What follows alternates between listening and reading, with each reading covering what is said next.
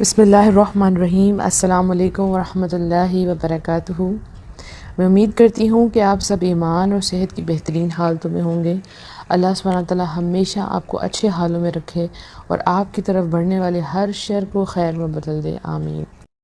یہ جو اذکار ہے نا، یہ آپ کی سیفٹی بیلٹس ہیں، یہ آپ کی حفاظت کریں گے۔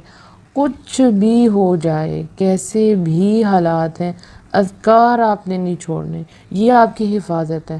لیکن باقی سب کچھ چھوٹ سکتا ہے، نماز نہیں چھوٹنی چاہیے اور آپ کا ذکر نہیں چھوٹنا چاہیے۔ یہ دونوں چیزیں آپ کی کبھی نہیں چھوٹنی چاہیے، کیونکہ اگر آپ نے یہ چھوڑ دیا، آپ نے اللہ کا ذکر، یہ صبح شام کا اذکار ہے نا، آپ کو کارڈز مل جائیں گے ہر جگہ پہ، آپ گوگل بھی سرچ کر سکتے ہیں۔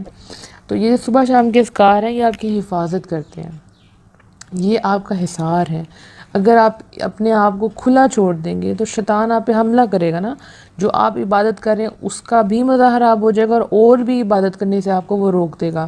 تو کچھ بھی ہو جائے، آپ نے اپنے اذکار نہیں چھوڑنے۔ صبح کے اذکار ٹائم پہ کرنے، شام کے ٹائم جو ہے وہ بھی اذکار جو ٹائم پہ کرنے، یہ ہر مشکل سے آپ کو بچائیں گے انشاءاللہ۔ ہر مشکل، اس میں ایسی دعائیں جو مسنون دعائیں آپ پڑھتے ہیں نا، پورا دن آپ اللہ کی حفاظت میں آ جاتے ہیں۔ پھر کیسے بھی معاملات ہوں، دیکھیں ہر ایک کی زندگی میں مشکلات آتی ہیں نا، ہر ایک کی زندگی میں بیماریاں بھی آتی ہیں، تو یہ اذکار آپ کو ڈاؤن نہیں ہونے دیں گے۔ ایٹ لیسٹ آپ سمجھیں کہ آپ کے اندر ایک انرجی کا جو ایک سیل ہے نا، وہ ہمیشہ آن رہے گا کہ کچھ بھی ہو گیا، آپ نے اذکار نہیں چھوڑے۔ اور یہ اذکار آپ کو اتنی مشکلات سے بچائیں گے کہ آپ کو سمجھ نہیں آئے گا کہ آپ کی کہاں کہاں سے حفاظت ہوئی ہے۔ تو رمضان میں بھی اگر آپ اپنا ایمان کا لیول لو سمجھ رہے ہیں تو اپنے ذکر پہ خاص دھیان دیں کہ کہیں آپ کے اذکار تو نہیں چھوٹ رہے، کیونکہ جب یہ اذکار چھوٹتے ہیں نا تو آپ دیکھیں نمازیں بھی چھوٹنا شروع ہو جاتی ہیں۔ یہ وہ باؤنڈری ہے، سمجھے کہ باہر کا دروازہ ہے، گیٹ کی تالا ہے، جس کو آپ لگا دیں گے تو اندر آپ جو مرضی کریں، ٹھیک ہے۔